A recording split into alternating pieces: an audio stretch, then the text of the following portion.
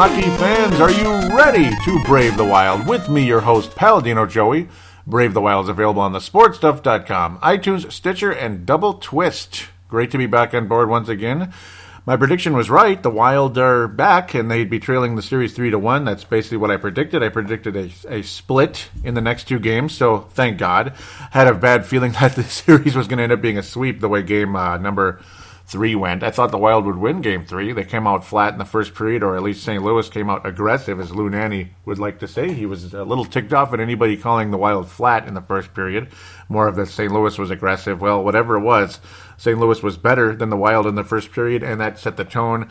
They score early, did the St. Louis Blues, and it's like, once again, you can't score first, you're screwed. You're playing from behind. Jake Allen is just can't miss. Is unbelievable. Again, this is Sunday, April the 16th. But you're seeing a different guy in Charlie Coyle. That's the good news.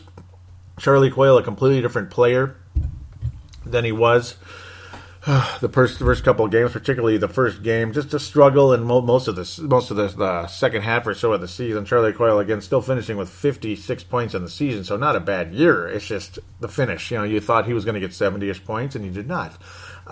He finally is able to score his first playoff goal. Very cool.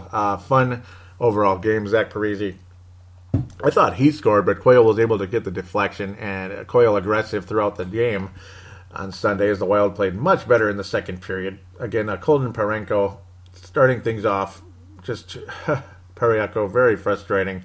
Again, it's not like it was a bad shot, but again, you're putting the puck on net. It's a wrister from far away, and Dubnyk can't come up with a save. It's just like whatever. And then Jaden Schwartz, again, it's combination defense in front of Dubnyk, and Dubnyk, you're hoping he could get the stop. I mean, you get all this excitement. Cool, we tied this up. Again, the Wild have to tie it up rather than take the early lead like St. Louis is able to get only 3.5 minutes into the game. Suter, terrible throughout the game as well, taking stupid-ass penalties, and just, I don't know, was Suter gassed out there? Mike Yo's on the other side, so I don't know if Suter was gassed or what the hell the problem was out there, but he wasn't good, that's for sure. He was able to get an assist on Coyle's goal at least, so we can give him a little positivity on that one there.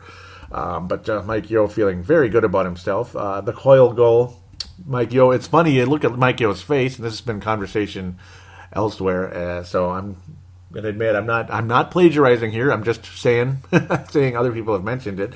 It's the look on Mike Yo's face. It's not even as if Mike Yo is the shadow, even though you kind of feel he is. It's almost like Jake Allen is the shadow. It's a combination of Yo and Allen so far in this series, but until last night, thank God in heaven. This shows that St. Louis is more fragile than we think. Like, sure, things have been started off very strong. They feel very good. They feel very happy with themselves. They've done a good job. Jake Allen's been incredible, especially been even better than the St. Louis's defense has been good. The defensemen have been solid. They're big, they're physical, they're strong. The defensive forwards and such, like Peter Angelo, the captain, of course, no longer Bacchus. We know that already. But again, you wound St. Louis a little bit, they start to get a little worried. But Jake Allen, again, that's the one thing. Jake Allen, very very strong. Once again, the Wild getting so many opportunities in the second period, but the same old story, same old BS. And then again, Jaden Schwartz, less than 3 minutes later, like really almost 2 minutes later, scoring on the power play after a stupid-ass, imbecilic penalty by Ryan White, who I'm shocked he was still out there in game number 4. Ryan White, again, just another stupid-ass penalty on the high stick, leads to the power play. All the momentum, all the good feelings you had from the Charlie Coyle goal, you're feeling good. Like Coyle rewarded after, he was getting some shots in game 2 and some shots in game 3 here on net, but able to finally finish on it, capitalize on it, and it feels so good. And then Ryan White does a stupid-ass penalty. Jaden Schwartz able to score on the power play. So many times here in this game, the Wild had gold opportunities to finish, open nets and such, and you're missing. And then, of course, Eric Staal literally had a slam dunk, and the talk is, his arms weren't long enough to reach around. Well, it's not even about that as much. I mean, it's partial. Sure, it would have been nice for Coyle, maybe longer arms, maybe he'd be able to dunk that thing in, literally from behind the net, the wraparound. But he hits the post. I mean, he hits the post. It's like missing a slam dunk in the NBA. And then Jake Allen is able to get there in time and knock the puck away. And God, that would have tied it up. We would have felt a lot better about things. But that was kind of the story of the series. The shadow is here to stay. That was going to be the name of the story if things go the negative route here, particularly in a sweep. Shadow here to stay, or say if the Blues go on and win Game 5, which I hope they don't. But overall, extremely frustrating game on Sunday. Of course, the empty net. The Wild get some opportunities. Next thing you know, there's Alexander Steen with the puck around the neutral zone, around center ice, and he lets her fly, and in the net it goes. And St. Louis wins 3-1 in a game. You hope the Wild would be better than they were coming out in the first period, but again, St. Louis motivated, ready to rock and roll, and Studer not with it. Just a shaky start for Ryan Studer. 2 penalties in the first half of the first period. And again, no penalties until, Zach Greeley did get a roughing penalty. Luckily, the Wild able to survive that. Dubnyk, the goal given up by Parenko, just set the tone for the rest of the game. Just what the Sam Hill, about 40 feet away. You got to make that stop. Yes, Dubnyk stopped a ton of shots, and of course the third goal is unearned, like in pitching. It's an unearned run because, like, say, an error or something, whereas in this case it's empty net. Unearned goal against Dubnyk. Yes, you gave up only 2 goals, but that Parenko goal just set the tone for the Blues, and the confidence they're able to kind of just stymie the Wild the rest of the way. And again, Ryan White crapping down his leg, just garbage. And yet he gets ice time again in game number 4, but very limited ice time, thank God. Ryan White just drawing the ire of myself and many others throughout the way. Ryan White, he's got to be, I don't understand it. It's extremely frustrating. And my Mr. Boudreau getting pissed off at Michael Russo in the press conference, basically saying, you're making it sound like we're bad. If you want me to criticize the team, it's not going to happen because we were freaking good tonight. And obviously, you know what he's trying to say, but he said it, and he got up and walked away. Boudreau ticked off, understandable, and he was a little uptight in the pregame such during the practices conversation. And, I mean, you're down 3-0 to an inferior team, and you would want to say in a lot of aspects of an inferior coach. This is the second leading scoring team in the National Hockey League. Not something you expected from the Minnesota Wild in the past. So Boudreau has made a difference, and the young guys have emerged and all that. A lot of combination of good things happening. You don't expect to be down 3-0 to the St. Louis Blues, a team that hadn't been so good. Yes, Jake Allen's picked it up. Yes, Martin Brodeur's made a difference, but this much, that's a huge jump. It's got to come back to reality here sooner or later. Wednesday the 19th, things did come back to reality a little bit. Jake Allen continued his strong play, but it was kind of like Jake Allen was Dubnyk a little bit. Like, he stopped a lot of shots. He was good in the game, very strong. Only gave up 2 goals, but both of the goals were like, really? Huh. Where Jake Allen made a mistake. Left hand shot. Charlie Coyle anticipated it, released it as, again, Mr. Allen rang the puck along the boards, and Charlie Coyle continuing his strong play, crashing and such, but in this case just simply being aggressive, getting to the puck, releasing it, and putting it in there. Quick release, beautiful shot, accurate, and all that good stuff from about 35, 40 feet away. Not bad at all. A kind of a Dubnyk type of... I wouldn't call this a Dubnyk mistake. This is more of a Kemper kind of mistake. And this is what you'd expect out of Jake Allen in the past. This is what you expected out of Jake Allen earlier this year. It's what you expected out of him last time we played them in the postseason 2 years ago. Beautiful release, nice finish by Charlie Coyle, who was strong the entire night. Of course, unassisted. Second goal in as many nights. Martin Hanzal with a similar goal to Parenko's, I'd have to say, on an incredible tip pass from Jason Pominville. Nate Crosser bringing the puck up to Pominville. Pominville just touches the puck over to Hanzal. Okay, Hanzal had 2 defenders in front of him, but just released it, kind of a wrister. Not quite as far away as Parenko. A beautiful shot, a nice rocket. But again, you'd think this is one of those like where you got frustrated with Dubnyk in the previous couple nights. And Hanzal showing a little value here. And he has looked good, to be honest. His physical play has been valuable. It's nice to have in the postseason. And St. Louis is physical. But it's nice to see a little offense out of a guy who's capable of scoring 20 goals in the season, which he did do, combined with Minnesota and Arizona. So an overall strong game by Martin Hanzal. He's been okay. He's definitely the better of the 2 guys, leading himself and Ryan White. He showed more value. Nice to see Hanzal again. And he was solid throughout the night. Zach Parise's been consistently good most of the time. Not as good in this particular game on, again, Wednesday the 19th, but not as good, but he was still solid, very strong, to be honest. Only 2 shots on goal overall. Jason Zucker looked really good. You saw the lines completely change in this case. Eric Holla, who had not been playing well, and my prediction with the Pucknology podcast with Chris over there in the Northern California area. Check the show out, Pucknology. I was telling him how Eric Holla would be the surprise. So far, I don't know. Maybe, I don't know if anybody's really been a surprise for the Wild, to be honest. Marco Scandella, actually. He's been better than anybody else, pretty much, in defense. Again, Spurgeon's been awesome. And he had multiple attempts in the second game part. I mean, first game I reviewed, but game number 3, several attempts. He was so good in that game, but Jake Allen was there ready to stop him. Unfortunately, Jake Allen just able to keep up with him. Unfortunately, yeah, Jared Spurgeon to me is the overall best guy, but Scandella has been pretty damn awesome in the playoffs, and good on him. Him and Ryan Suter have been leading the team in minutes, at least in game number 4. The fourth line consisted with Ryan White. Again, I don't understand. Again, with Holla being out, so you're getting reshuffling and you're getting some changes. You're seeing a completely different type of situation here, which is kind of good. And look at the result, a 2-0 shutout. And the Wild, the whole dynamics of this series completely changed now. Completely changed. We'll talk about the fourth line very briefly here. They only got about 5 minutes out there. You didn't really see a whole lot out of them. Ryan White, couple shots on goal. That's about it. Joel Eriksson out of Sweden, of course. 2015 first-round pick, centering that fourth line. He's back. Chris Stewart, Ryan White, all about 5 minutes or so. Joel Eriksson getting about 15 seconds more. So a little bit of an extra shift for him due to circumstances and such out there. Martin Hansel remaining the third-line center with Pominville. And then you added Jason Zucker to that group. So very interesting. You're seeing the Granlund-Pominville-Zucker line, or Granlund-Pominville, Koivu, Granlund-Zucker line broke up for the first time since about Thanksgiving. That's incredible.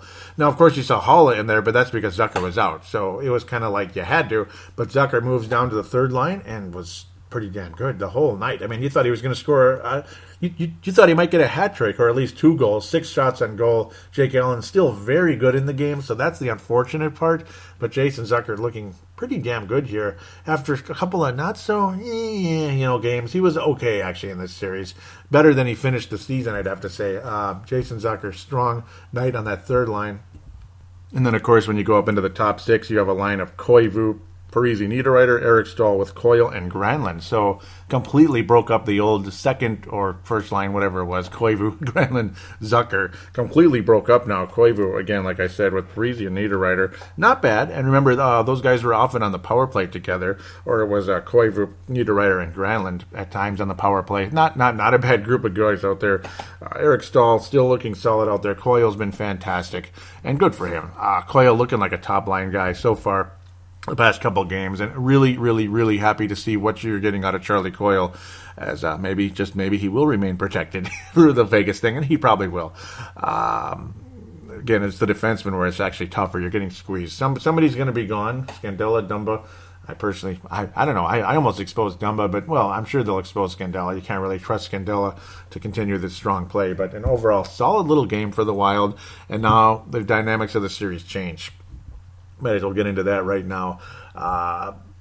Game 5 coming home to Xcel Energy Center. I would be very surprised if the Wild don't win the game. I would be very disappointed if the Wild don't win the game. This is not the Chicago Blackhawks, where when they're in a situation, an elimination game for the other team, they're killers. They finish you off. St. Louis does not appear to be a killer type of team. They've already failed once, so that's good. Hopefully the Wild can continue the momentum in that sense. It's just one of those you never know type of things, and you hope and pray to God this continues in this positive direction, because if it does, well, this is going to be a lot of fun. It's been an awful long time since a team has there have only been 4 teams that have come back from 3 games down. It actually was fairly recently. The LA Kings did it to the Sharks. But other than that, though, I mean, in the past, it was way, way back. I mean, in the Stanley Cup Finals, it happened with Toronto and Detroit, I believe, way back in the 40s. Way, way back. And then you have a couple others once in a blue moon. Doesn't happen. Hockey is definitely a momentum sport, and when a team is hot, they're hot. But once in a while, it seems like this new era, things change sometimes. It's interesting. But, there's articles out there on Wild Hardcore and such. They're posting them on there where, it's an interesting situation. If just as long as the Wild can win Game 4, the dynamics of this series change so dramatically, and the Wild could and should win Game 5. Now, of course, the New York Rangers did this with the Kings a couple of years ago, where, they lost the first 3 games. They win Game 4, they win Game 5, and then Game 6 goes to Los Angeles. It was so exciting. It was a possibility for the New York Islanders. The chance is still very much alive. And then, unfortunately for the Rangers, it just wasn't meant to be. They lost in overtime and all that. Juicy rebound given up, and then Martinez able to finish things off for the Los Angeles Kings. Unfortunately for them, it just is what it is. Hopefully the Wild don't get in that situation going into Game 6, but I absolutely expect to win in Game 5. I do, and this is the first of many things in this game, which are very encouraging. Of course, the second line, first line, whatever it is, second line, it kind of broke up for the first time since around Thanksgiving. The first shutout for Devin Dubnyk since December. That's just incredible. It's going to be fun. It's going to be fun going into Game 5. Still a very steep hill to climb. You still got to win 3 games in a row. But it's Mike Yeo. You just don't know if Mike Yeo, the other side of Mike Yeo kind of comes back and haunts him again. That would be kind of cool. Trying not to cough to death. Apologize for that. But then you go into Game 6. I don't know. I mean, most people would favor the St. Louis Blues in that situation. It all depends on how strong the momentum is. Again, Saturday, the 22nd of April, is a 2 o'clock start here in the Twin Cities, in St. Paul, in the Exxon Energy Center. And then it would be Monday, the 24th of April. Could the Wild win Game 5? They really should win that game. St. Louis is the biggest one, the biggest of them all. The game of the year for both of these teams, quite honest. The biggest game of the year. Like every game is, in a sense, but that is the huge, huge, huge game of this series, which will change everything completely. Obviously, if St. Louis wins, it's over. But to me, St. Louis has got to win Game 6. The pressure is squarely on their shoulders because the Wild will absolutely, positively, I'm putting it in stone, win Game 7 at home. And it's not just because it's a home game. It's because, the momentum shift in the Wild's favor. I don't think St. Louis is this tough Chicago Blackhawks type of team which would be able to shut you down. Now, we'll talk about the Blackhawks in a minute, too. Maybe things are different for them right now, but at the same time, this would mean the Blackhawks up 3-0. You're not going to come back and beat the Blackhawks when they're up 3-0. Even if you win Game 4, they'll beat you in Game 5, and it's all over, which is exactly what happened a couple of years ago. And, it was all over. And, of course, the dynamics of this series are a little different and such. We are the better team. The Wild have been the better team the entire series for the most part, except for that first period in Game number 3, where the Blues clearly outplayed the Wild. Game number 1, it wasn't even close. Game number 2, the Wild were better. Still lost 2-1. Then, of course, 3-1 because of the empty net goal allowed in Game number 3. That was the only difference, to be quite honest. Again, I thought the Wild were much more sloppy in Game number 3. The Wild were sloppier in Game number 2 than they were 1. The Wild should have won that game 5-1, 6-1, 7-1. It should have been an absolute embarrassment, and it just wasn't the case. But again, Game number 5, to me, the Wild need to win. I mean, absolutely a winnable game, a very much winnable game, and the Wild will win it. I'm going to go with the final score, 3-1 Minnesota. The Wild will win that game.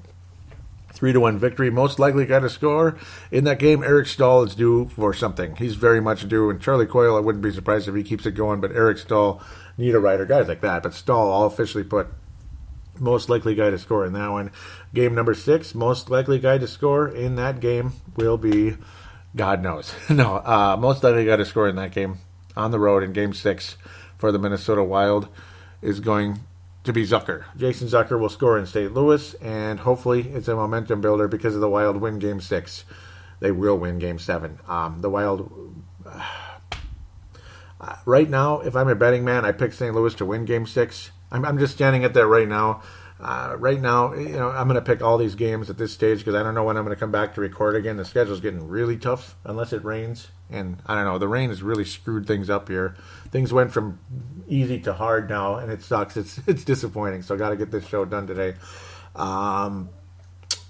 Right now, if I'm a betting man, I think St. Louis will win 3-2, something like that, in game number 6. But all depends on the momentum. But right now, I'll say St. Louis wins game 6. That's just my guess. But if they don't, and the Wild win, whatever it is, the Wild will win game 7 at home. It'll be something along the likes of 4-0, 3-1, something like that. It'll be a solid win for the Wild. Maybe 2-1, really close, 2-1, 2-0.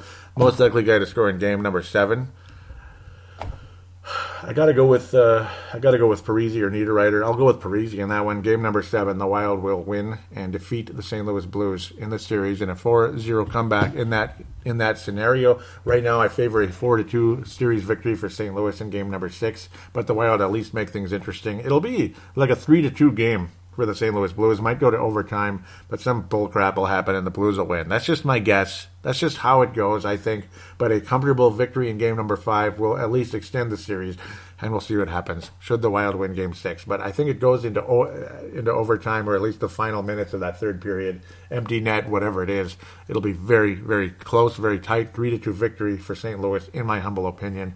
Again, Wild would win comfortably in game 7 if they're lucky enough to get there. Fortunate enough to get there. Puck luck, whatever it is. Or just St. Louis absolutely starts to lose it. It'll be like a 4-1, 3-1 type of game, maybe even 5 type of game for the Blues, where the Wild just crush that club and move on to the second round. The only problem is, well, the team we might be playing. It might not be the Blackhawks, but I'm kind of scared of them, and we'll talk about that in segment number 2, the postseason in general, right after this.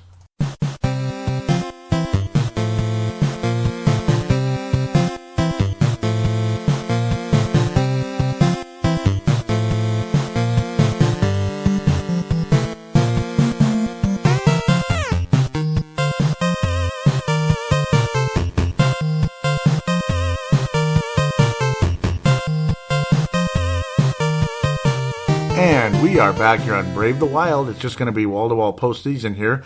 Briefly cover the other series out there. Eastern Conference, the Montreal Canadiens and New York Rangers. That series is tied up 2-2. Haven't really followed this series particularly close because I don't really see either one of them making a huge run. But then again, I mean, I don't know, do the Ottawa Senators really look like a huge threat? So, I don't know. I mean, whoever comes out of that real tough group over there, which probably is going to be Pittsburgh, the way my guess, but who knows? Maybe Toronto will. The other group down there, the other bracket, they're going to have a fairly easy conference final, I got to think. But I don't know. I mean, you never know what's going to happen with that.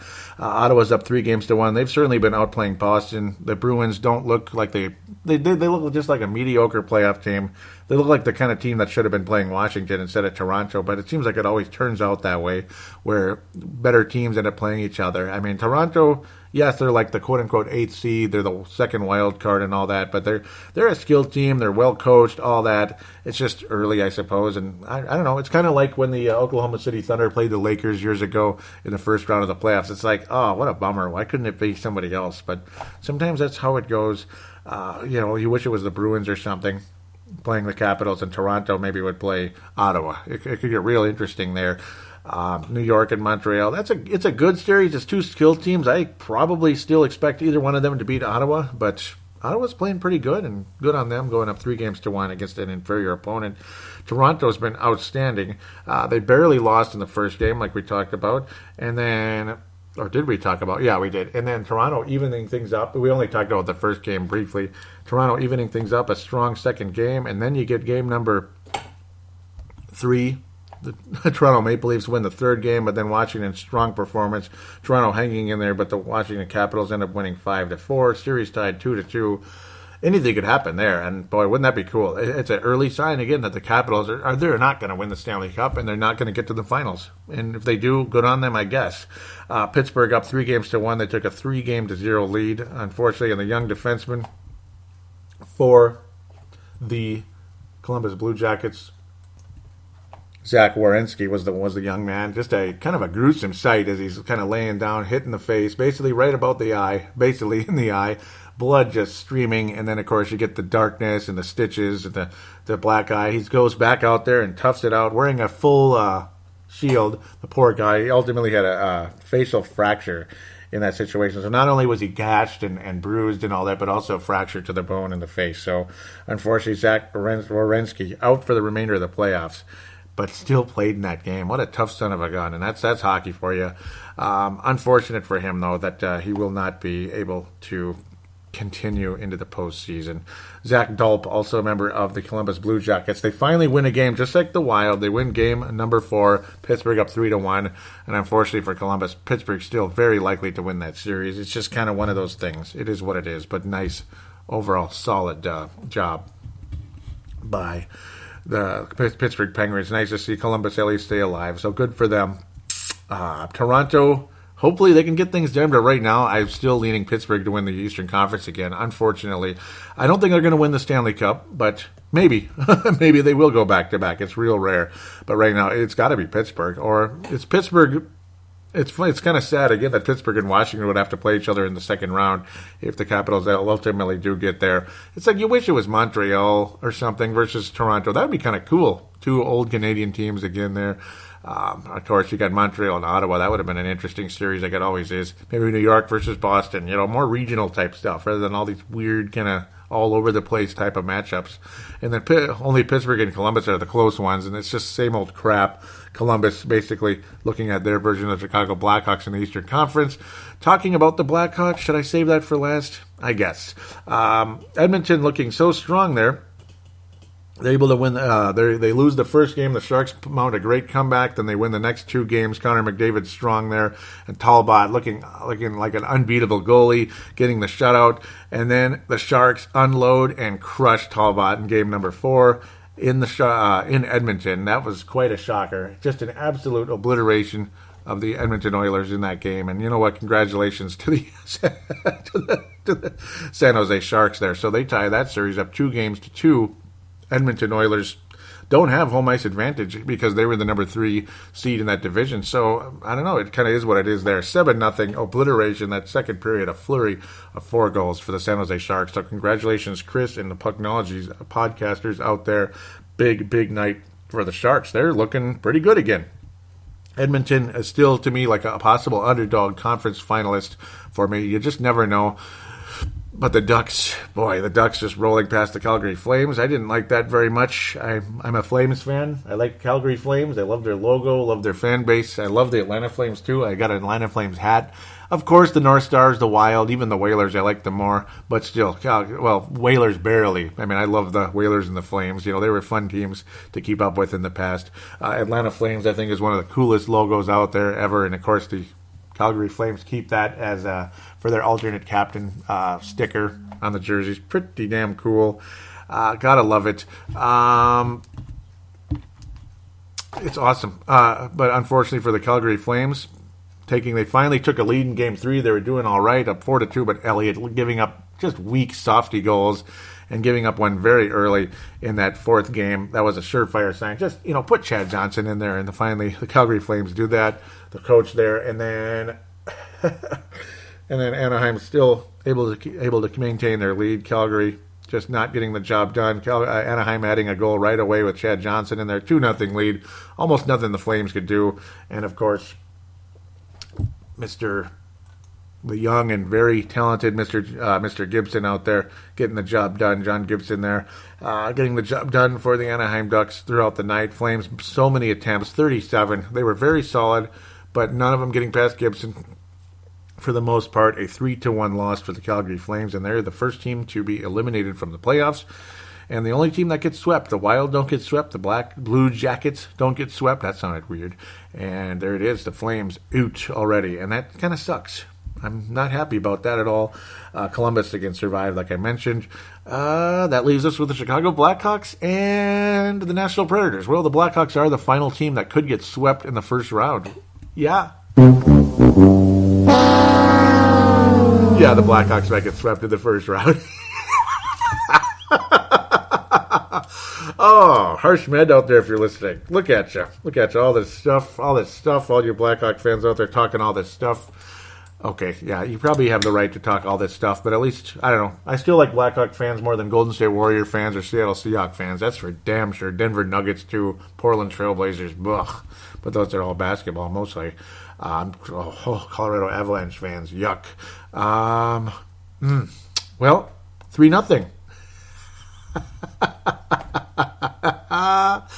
Oh, man. Game number 2 was an absolute ass-whooping after a 1-0 victory for Nashville, just stymieing those Blackhawks. And then a 5-0 win for the Nashville Predators. That was freaking awesome. Demolition derby. No goals for the Blackhawks in the first 2 games. The best offense ever, right? Well, it should be. I don't know, but Pekka Rinne woke up when he needed to. Good on Pekka Rinne for waking up. And the Blackhawks should be about the best offense ever, at least right now. 5-0 ass whooping in game number 2 on Saturday, April the 15th. And then you come into game number 3. Ended up going into overtime. Ultimately, the Blackhawks still cannot win that game, unfortunately for them. The Blackhawks taking the early lead. They're up 2-0. Things are going okay. The Nashville finally scores in that third period. Finally gets rolling. Oh, boy. They were able to finally got through Corey Crawford. That was the good news. And then the controversial second goal, where it looked like Corey Crawford was interfered with, but he was out of the blue box. So, unfortunately for Crawford, you're setting yourself up for a fall. I mean, he was barely out, but he was out. So, very fortunate there for the Predators as the puck does go past Mr. Crawford on the release. Forsberg able to score there. And the Blackhawks extremely frustrated as the game is tied late. Gotta love what took place there.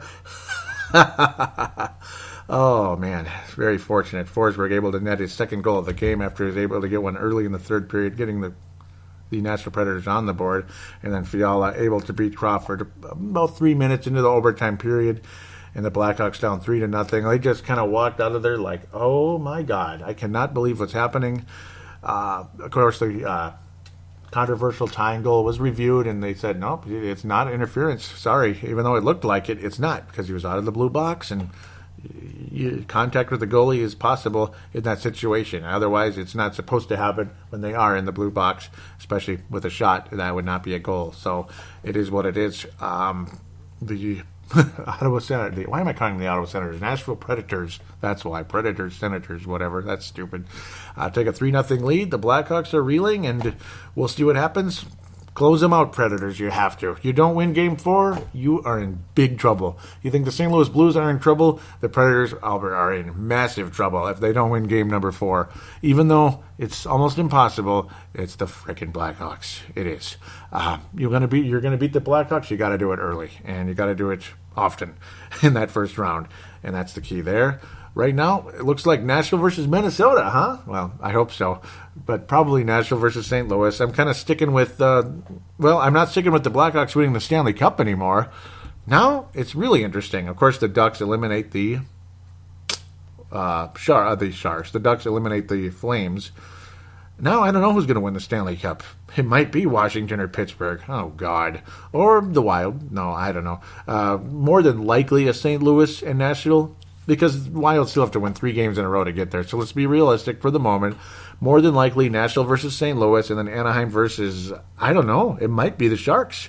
Maybe the Sharks go back to the finals. Maybe they're ready to go. Talbot, who was just unbeatable, looks awfully beatable now. 7 goals given up. That's a lot, man. So who knows? Maybe it's Roberto Luongo all over again, either hot or cold. I still think, though, I want to say the Oilers win the series, but the Sharks have regained home ice advantage in the series. They've regained it now. It's theirs. They have to win Game 5, though, or Edmonton temporarily gets it back for Game number 6 to attempt to close out the Sharks. I still favor the Oilers in the series, but the Sharks have the pedigree. They have the experience. They even have home ice advantage. Again, it doesn't mean as much. It's hard to say where we're going to go after this. Ottawa's going to beat Boston. They're going to win the series in 5 or 6. So there it is. Ottawa advances. It won't be a 7-gamer anymore. I still think Montreal's going to beat New York, but I don't know. I mean, New York and Montreal, both veteran teams, both experienced, both solid, both talented. I think Montreal's a little better. I think they'll win the series. And Montreal and Ottawa, back-to-back again. Montreal will go to the Eastern Finals, in my opinion. We'll see what happens. Pittsburgh versus Washington. Pittsburgh versus Toronto. Can Toronto get it done? Oh, man. They can, but I think it might be Capitals in 7. Pittsburgh would then win the series in 6, in my opinion. Pittsburgh, Montreal, maybe the Penguins win the Cup again. I don't know. I don't know who's going to win the West now. I have no idea. How about I just leave it for now? I have no idea at this moment. Right now, I think the Predators are very likely to go to the West Finals, maybe even the Stanley Cup. But right now, maybe Anaheim-Pittsburgh, I guess. Anaheim-Pittsburgh Stanley Cup Finals. Maybe the Ducks win again with Randy Carlyle. Maybe Randy Carlyle gets his second Stanley Cup with the Ducks. I mean, they look pretty damn good right now. Pittsburgh and Anaheim right now, and just because I don't think Pittsburgh's going to go back to back, even though they did do it 20-some years ago. It's 20-some years ago. So right now, I think Anaheim might be the team that's going to win the Cup at the moment. So we'll leave things as is with that. Tiny bit of fan interaction here. Might as well get to it. Let's start with the Twitter at Brave the Wild. Want to thank Hockey Podcasts for retweeting the show. I don't know why. I hate when it does that. Okay. At NHL Podcast. Thank you again so very much for retweeting the show. I really appreciate that. It helps a lot. So we'll give them that shout out. Vince Germano and Tanae Brown both retweeting the recent show, episode number 152. Brent Pope likes it. Thank you very much. And see, follows and this and that. And the Chris responded to when I said bleep Jake Allen and the endless lucky breaks. Yes, and there were. I was saying I hope they get swept by Nashville, and they probably will. Well, maybe. I think Nashville is going to the West Finals, by the way. Maybe even the Stanley Cup Finals. Peter Laviolette. I would favor the Ducks in that series, but I don't know. I mean, the Ducks look pretty damn good right now. But the Flames, I don't know what to think. Were the Flames that bad, or were the Ducks that good? Elliott was not good in that series, though. Very disappointing. I would have put Chad Johnson in a little earlier and hoped for the best. Johnson did hold things together pretty well, I thought, for Calgary. The 3-1 victory for Anaheim because of the empty netter. Kemper Cougar says that she believes that Suter's been better,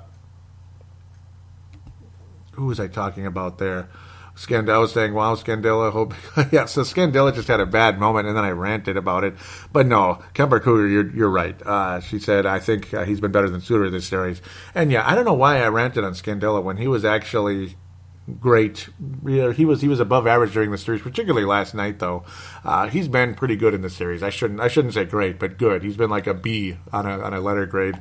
Suter's been like a freaking C or F. I forgot to give out the awards last segment. And let's say I don't remember if I did or didn't. I was telling her I don't disagree with that. Suter's been awful and undisciplined. So yeah, I should give the award real quick. I forgot to do that.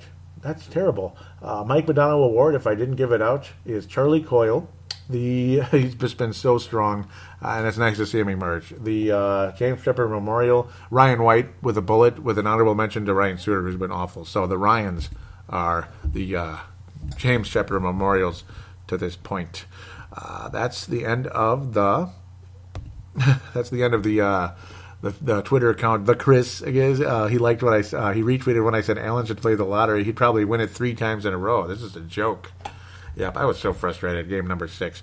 So the Facebook page, facebook.com/bravethewild.minnesota. Facebook.com/bravethewild.minnesota. I'll also give a quick shout out to MNW players. That's facebook.com/MNW players. Pavel and Merrick. Thank you guys so very much. Pavel Bonnet and Merrick Skyba. They cover everything from Zach Creasy, Devin Dubnyk, Eric Staal, all the way down to the Quad City Mallards, Sam Warning, whoever, all the way down there. Luke Cunnin with the Badgers and now the AHL, Iowa Wild, and such. Very cool. So thank you again very much. They're nice enough to allow me to post links to the page, to the Brave the Wild show, and also I've been admin on that page as well, so because obviously we like to talk about prospects on that page along with the Minnesota Wild, and I like to get into the prospects along with the Wild on this show. So thank you very much, Pavel, for having me on board there. Okay, where was the? Yeah, there's the extra post. Thank you, Brenna and David Patterson, for the likes there on the recent post. And Dmitry Sokolov had a goal in only his second game with the Iowa Wild. He was brought in with the tryout. Also, Carson Soucy brought in with the tryout, but did not play with the AHL Wild at this stage. But he will be. He has signed a pro contract, 2-year contract. Carson Soucy is on board, and of course Dmitry Sokolov. He's going to the AHL now, more than likely. He scored a goal in only his second game, so extremely exciting. I posted that on the Facebook page. So a little bit of prospect talk here. I was almost going to say there's no prospect talk, but there is. Me and Benny Allen got in a nice little conversation. Benny Allen out of Australia, so NHL fan out of Australia. How cool is that? He said, what do you think Zucker is being taken by Vegas and Sokolov, or however you spell it, coming up to the big club? I think it's not yet. It would be crazy. It would be a huge surprise. It would be awesome. But I think if it's anybody jumping up, I think it's Luke Cunnin. And I was saying Cunnin is actually already ahead of Alex Tuck, even though Tuck has shown encouraging signs the past couple of weeks. So yes, that's what I'm thinking. I think Boudreau is going to want significant changes if, say, the Wild lose Game 5. I think Boudreau is going to want significant changes. And you know what? I think the team should have some significant changes. And, of course, you got the nice young wave with Cunnin, Tuck, and, maybe Sokolov at some point. Ulrich and Eck hopefully will continue to develop. He's been adequate in the playoffs, but really just adequate, just kind of raw. Cunnin could be really something. Already a hat trick at the AHL level, only his third game at that stage. He's been a force down there. 7 points in 9 games, so not bad for Luke Cunnin at the AHL level. Not bad at all. Benny Allen continuing saying he couldn't agree more. Who do I see going? I think we also need to find a backup that can play 20-plus games and a winning percentage. Yeah, I mean, I hope the Wild can bring in a backup goalie. Right now, Alex Staal is on a one-way NHL contract next year. That's the only way we could protect Dubnyk, though maybe we shouldn't have. No, I'm kidding. I don't know if Vegas would take him or not with that contract, though. I was saying I would like Eddie Lack. That'd be cool. I think the the whole fourth line is wide open because Stewart, he's here for one more year, but, Ryan White's not going to be back. Martin Hansel, who knows? Maybe. He's been okay in the playoffs, but he's going to have to be reasonable with that contract. It's pretty high right now. Even White's is real high for what he is. The pressure's on Halla, Stewart, Coyle at the time, and still should be, Niederreiter. The pressure's on those guys. Maybe Pominville gets bought out, but I think it's still fairly expensive. I would like to bring in Eddie Lack. I used to be obsessed with Brian Elliott in the past, but Eddie Lack, I think, would be a nice backup brought in. It looks like he's under contract at this stage, so we'll talk more about free agency in a time, but Lack would be cool. I think Benny Allen likes that idea, too. Thinks Lack would be awesome, not against Dubnyk going, but then again, I wonder if he will develop into a poor man's Brent Burns in a few years. As long as Spurgeon doesn't go. Yeah, but Spurgeon has to be protected. He's the best defenseman on the team, I think. I think Scandella, Dumba, one of those two could be gone. Or Zucker. It's one of those three. Those are kind of the big three possibility going to Las Vegas, in my humble opinion. Benny Allen says, I don't see Stalak being any better than Kemp's at backup, though. Will certainly be an interesting offseason, and I'd be happy if Palmer went also. Just a waste of money. And yes, expensive. He had a solid year. He had 48 points, so better than last year. But, of course, when Torchetti came, Pominville played better, and then he conveniently had a freaking concussion, which is too bad. But, yeah, it is what it is. It is going to be an interesting offseason. I better not go too much into that yet, but the offseason's coming, like it or not. I don't know. I mean, it's still very unlikely the Wild will beat the St. Louis Blues. I hope they do, but right now I think it's still going to be St. Louis in 6 now. I had Wild in 6 originally, and I think that was a very safe assumption the way the Wild looked freaking awesome in game number 1. You just win one of those games. It's a 2-2 series, and I think that sets up very nicely for a 6-game victory. Maybe, it just sucks. I mean, if anybody should be up 3-1 right now, it should be the Wild. It's such a shame. It's just freaking Jake Allen. Even it's a lot more Jake Allen than Mike Yeo, I got to think. Sucks. Tarasenko hasn't scored. He's hit the post many times, that type of thing. So we've been fortunate in that sense. Maybe Tarasenko would have gone off. It was more of an offensive series. But I don't know. He hit the post. That's his own fault. He missed. And then Dubnyk luckily able to stop the ones that Tarasenko was throwing at him along the way. So right now I think Blues in 6 still. Hopefully I'm wrong. Hopefully it's Wild in 7. It's either Blues in 6 or Wild in 7, though. We're at that point now where we can predict the outcome of the series, not just a couple games at this stage. Blues in 6 or Wild in 7, end of the day. So But right now, again, I highly favor Blues in 6. Not because I want it, but because of the likelihood. So let's wrap things up here. Thanks again. The Facebook page, I mentioned all that. There's the call-in line, 209-736-7877, 209-736-7877. It is a voicemail. Do treat it as such. Mention you're calling in to Brave the Wild. Do your statement, shout-out, comment, question, opine. Keep it from 1 to 3 minutes. It's a 3-minute limit on that phone line. There's the Call Now button. Also, if you're international, you can go right through Facebook Messenger, so it's 100% free, 100% fun. And then there's the audio submission route, which is... just use your smart device, free voice recorder, use that.